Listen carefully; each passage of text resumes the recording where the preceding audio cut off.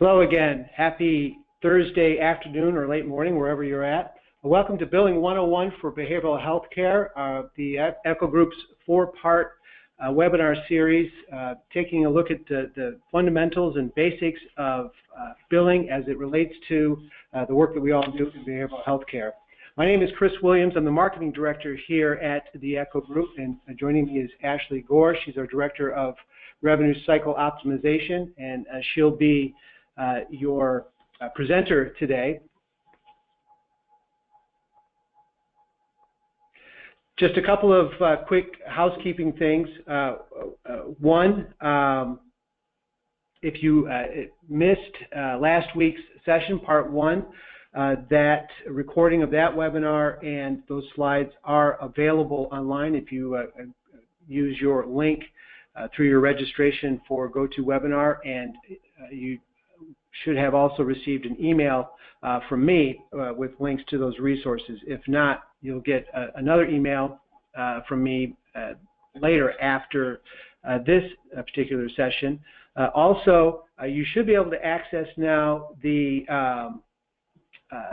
copy of the slides that we're going to walk through today, as well as the slides from last week for your reference, and then when the recording of this session is available, you'll be notified of that as well. So that's a lot of information to say that we're working our way through the series, and we want to make these resources available to you so you can review them and refer to them at your convenience.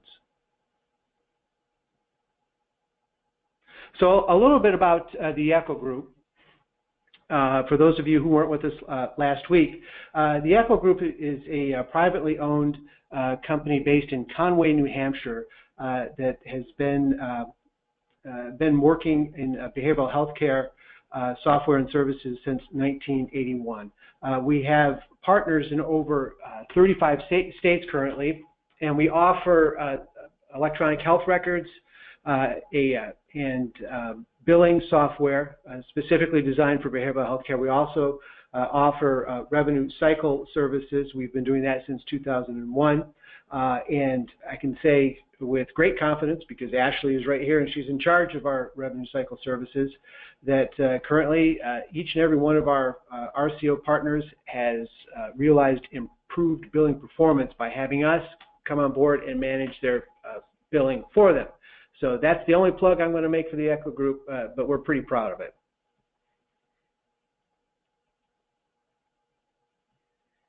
We have a lot to cover in the course of the next 30 minutes or so.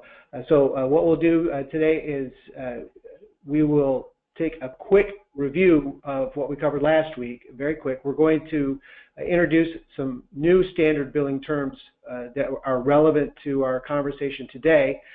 And then Ashley will walk you through the second part of the revenue cycle, part two, and the three items that are related to that. So without further ado, I'm going to turn things over to Ashley Gore. Ashley, take it away. Thank you, Chris. Hi, everyone. My name is Ashley Gore, Director of Revenue Cycle Optimization at the Echo Group.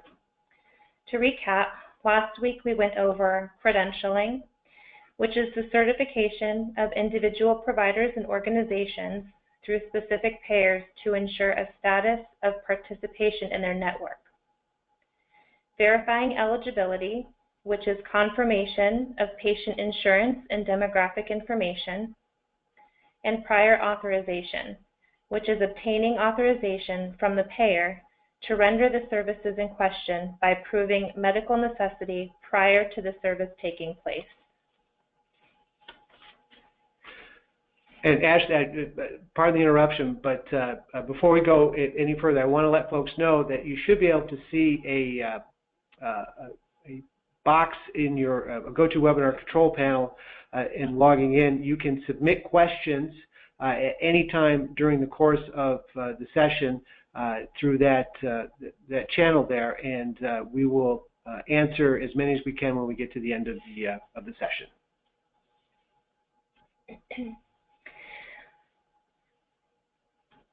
A few standard billing terms you will hear during this portion of the webinar series. our bill code, which is a 3 to 5-digit code providing specific pieces of information such as type of care, sequence or frequency, and level of care. Claims adjudication, which is determination of the payer's payment or financial responsibility after the client's insurance benefits are applied to a claim. Modifier, which is the code for providers to indicate a service or procedure has been altered but has not changed in its definition or code. Rejected claim or line item, which are notifications received from the payer via a 999 or 277 file and can be corrected and resubmitted. Processing of services, which is a creation, submission, and follow-up of claims with payers in order to receive payment for services rendered by a provider. Service entries, which is defining the scope of the services performed by the provider.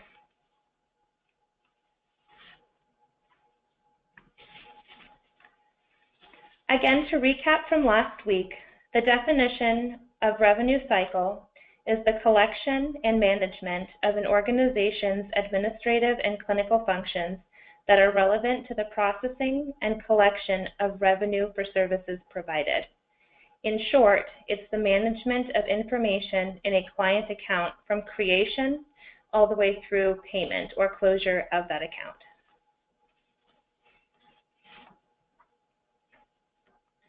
We previously discussed credentialing, eligibility, and prior authorizations.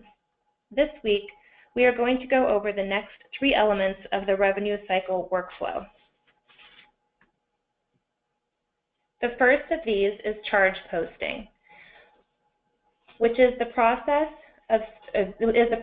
of service entries into charges that can be billed to the payer.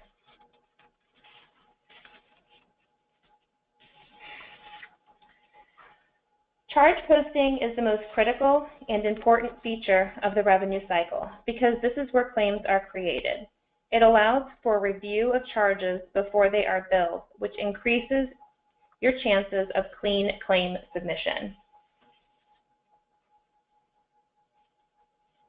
Some best practices to follow with regards to charge posting are to review charge posting or service processing reports for accuracy of the following elements: bill code, modifier, number of units, and charge amount. Reviewing electronic reports generated from an electronic health record is more efficient, comprehensive, and accurate than reviewing manually. Manual entry has a greater possibility of human error and is more time-consuming.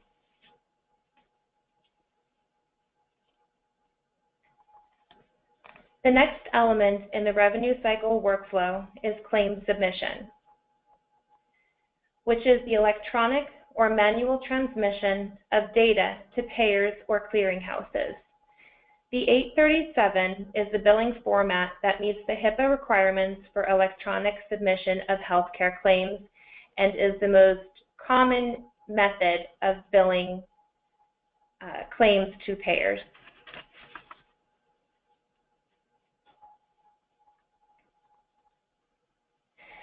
Claim submission is required for revenue.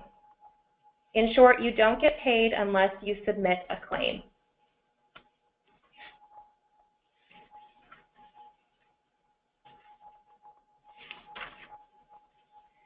Best practices to follow during claim submission are to submit electronically as often as possible. Electronic submissions of claims are paid 2 to 3 times faster than paper claims.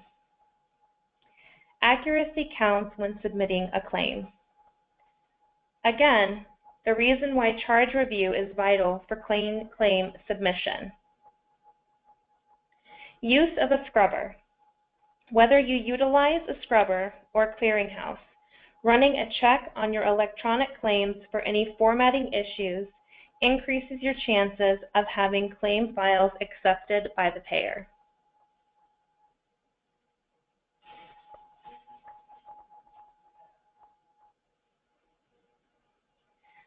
The final element in this week's revenue cycle workflow is rejections. Rejections are claims that are returned on the front end of the submission process by the clearinghouse or payer. Reasons can include inaccurate or incomplete information, invalid diagnosis, or clerical inaccuracies. Rejected claims can be corrected and resubmitted.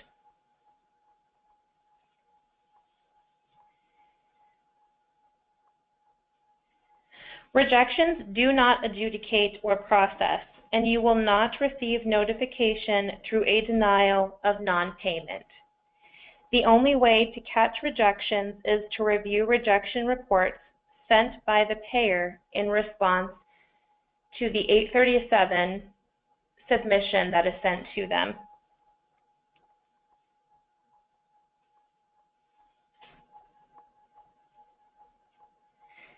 Best practices for rejection resolution is to review the 999 file for format acceptance. If accepted, you will receive a subsequent report called a 277, which you will then review for claim-specific acceptance or rejection. The 999 tells you the claim file was accepted, whereas the 277 tells you if each specific claim accepted or rejected. Even if you have a 999 showing file acceptance, there could still potentially be individual claims that rejected within that accepted file. WPC-EDI.com is a great resource for being able to determine reasons for rejections. They have a very user-friendly website that has different codes for different things, such as claim adjustment codes for denials. They also have rejection codes, so the codes that show up in the 277 or the 999 reports. They have a very user-friendly area where you can reference those codes on the website to determine why each individual claim was rejected. There's also programs out there for 999 parsers, and parsers are programs that you can upload 999 files into, and they can essentially take those files in a text format and turn them into a readable format.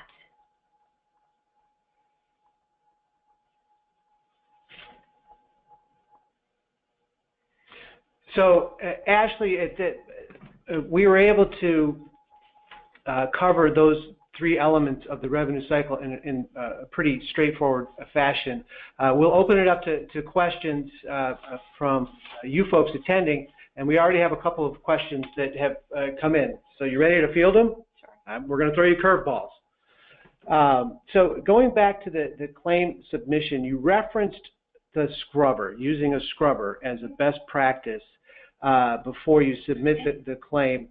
And essentially, you said you could use either a clearinghouse, which we talked a little bit about last week, so folks are familiar with that, or using a scrubber. One, can you be a little bit more specific about what a scrubber is? Is it a person? Is it a company? Is it a piece of software? And two, maybe a little bit of compare and contrast with regard to benefits of using a clearinghouse or a scrubber. Sure. So a scrubber is basically a program that you can run your electronic claim files through to determine if the file meets the requirements for the format that's required by the payer. So what we're doing is running the file through the scrubbing system, and there's programs with many different companies. They all generally do the same thing. They're looking for formatting issues in the file.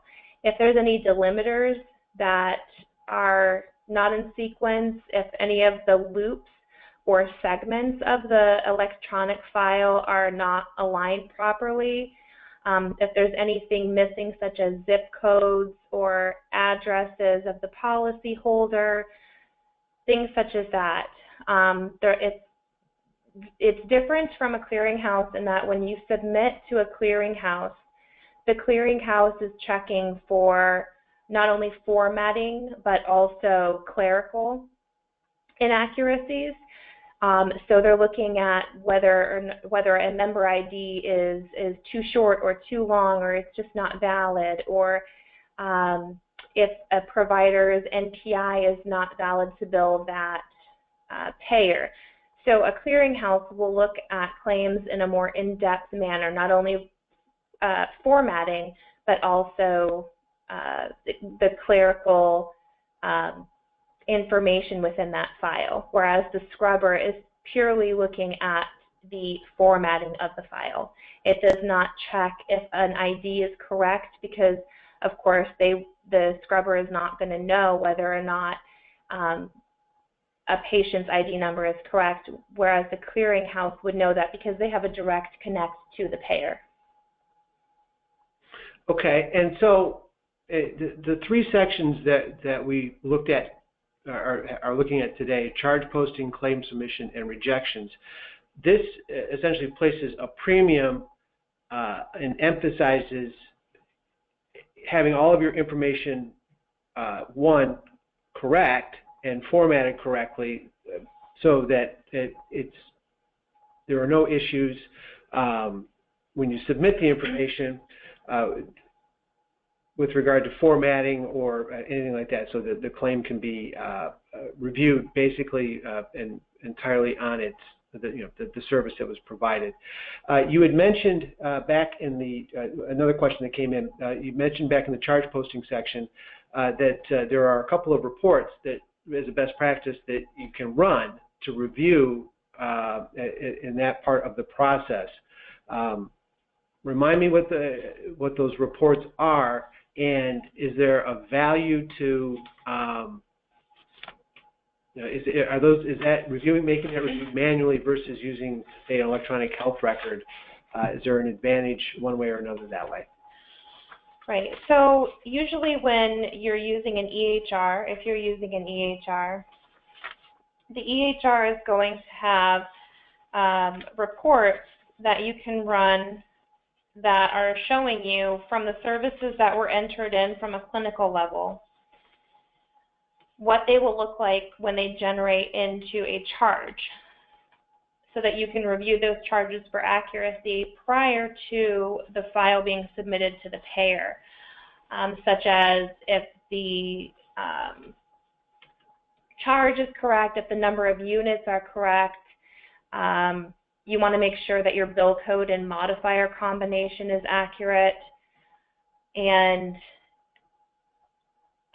any other type of information that would be at a claim level for the payer. If you're running your claims manually on paper, it becomes more difficult because you don't have a report that can show you this information all in one area. You're looking claim by claim at your charges before you're billing them out, and really you have no comparison. You're manually entering the information onto a claim, which really gives you a greater opportunity to make an error. Whereas an EHR will already have that information automated, and you're simply reviewing the output of the EHR. Okay. So in a follow-up question to that, typically in an EHR, and I would say specifically with regard to the Echo clinical and billing software, is the software able to create a 276 file? The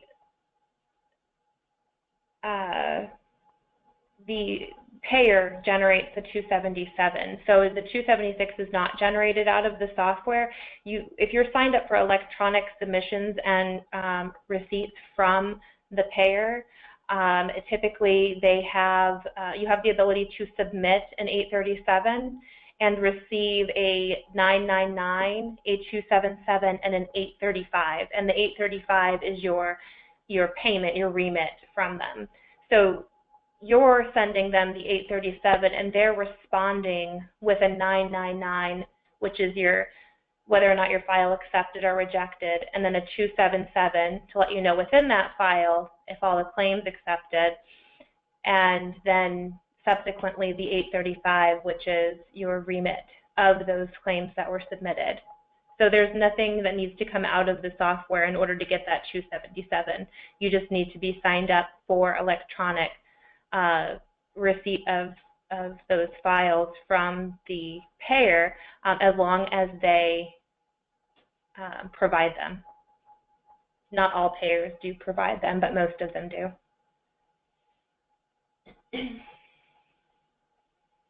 Okay, and then we do have a question wanting to confirm that that the ECHO software is able to bill electronically. Yes. We try to bill electronically in all cases.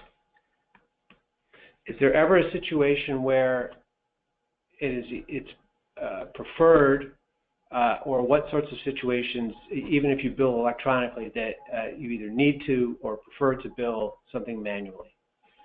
The only time that we have manual billing is with contracts, county contracts, for instance, where the county requires a specific invoice on a paper format that should be emailed or faxed.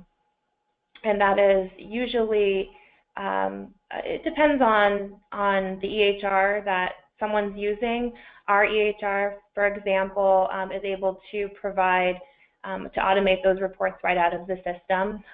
So that does make it a lot easier. Otherwise, a lot of agencies are having to use Excel format, things like that, to send those.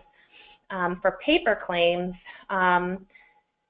sometimes when you're sending corrected claims, you do have to drop the claim to paper for appeals or things like that, where the payer wants to see a paper version of the claim with supporting documentation. If you're appealing or sending in proof of medical necessity. But I would say for most payers, they're really moving towards or have already moved towards electronic. So I don't think there's any commercial, state, or federal payers out there that aren't accepting electronic files at this time. There may be some very, very small payers that are still, in the process of getting that as a method of claims receipt. But I would say for the most part, every payer should be able to accept electronic format. Okay, and then we have another question looking for a little bit more of a clarification with regard to the 277s and 276s. She is wanting to confirm that a 277 is a response to a 276, and a 276 is an electronic claim status. Yep. So a 276 is something that can generate out of a software to send to a payer, which will then respond with a 277. However, I would say that I think payers are moving more towards just automating that process and providing the 277 without you having to initiate the 276.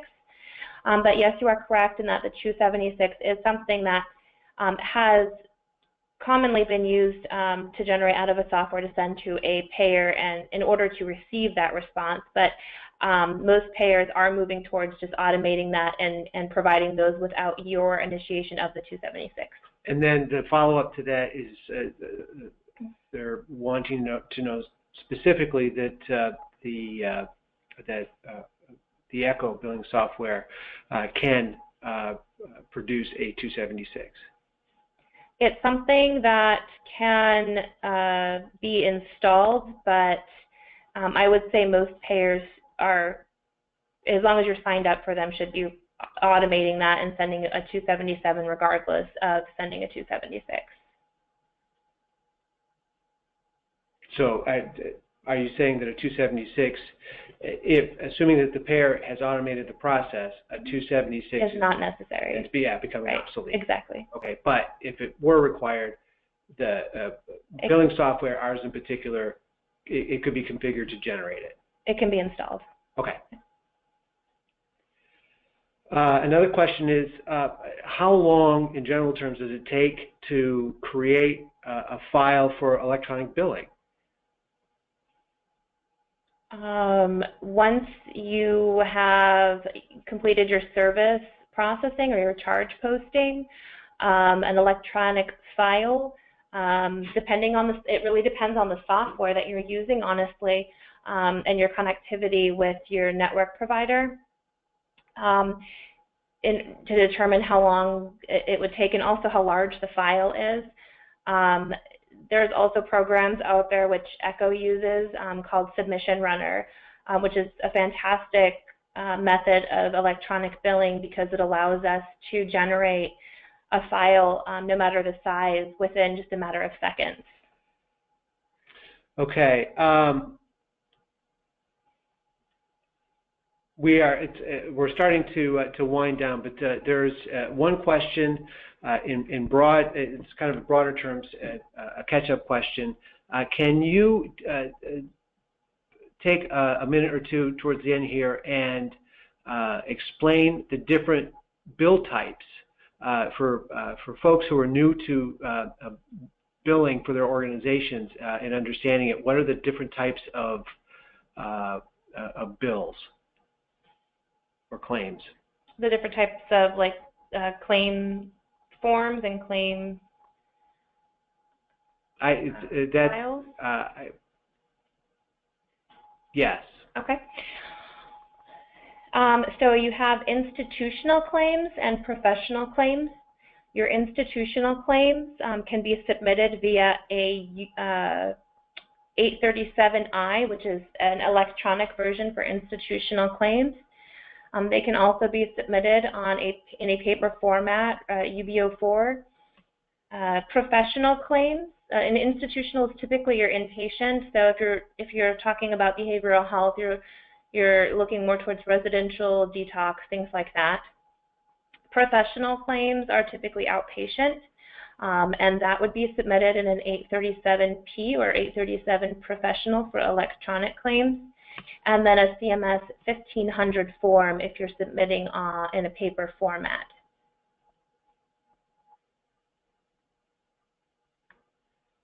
Okay, hopefully that answers that question there.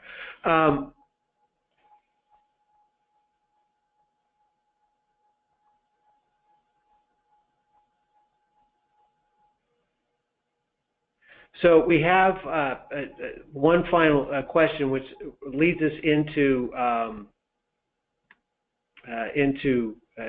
wrapping up and moving forward. Someone who registered and joined in late and is hoping to catch up on what was discussed earlier today during this half hour and last week. Just so you know, you'll get information from me, Chris Williams, in an email, and information from from GoToWebinar as well, with links to both today's recording of today's session, the recording of last week's session, which is the first three parts of the revenue cycle, plus copies of the presentations for today and last week. So you'll be able to access those and review those and use them as a preview as we move into the third part of our four-part series next week, which will be Thursday, April 20th at 2 p.m. Eastern Time. And at that time, we'll cover the next three elements of the revenue cycle: payment posting, denial management, and the appeal procedures. If you have any questions at all as you review the information leading up to that, or have some questions in advance you'd like to submit, feel free to send me a note and let me know what would be interesting to you to know, to learn, or information that you'd like to to be familiar with. And my contact information is in all of the correspondence that you'll receive. So thank you again for joining us today, and keep an eye out for the information moving forward. Thank you, Ashley, for sharing your time with us. And until next week, have a great weekend. Spring is here, and we will talk soon. Thank you.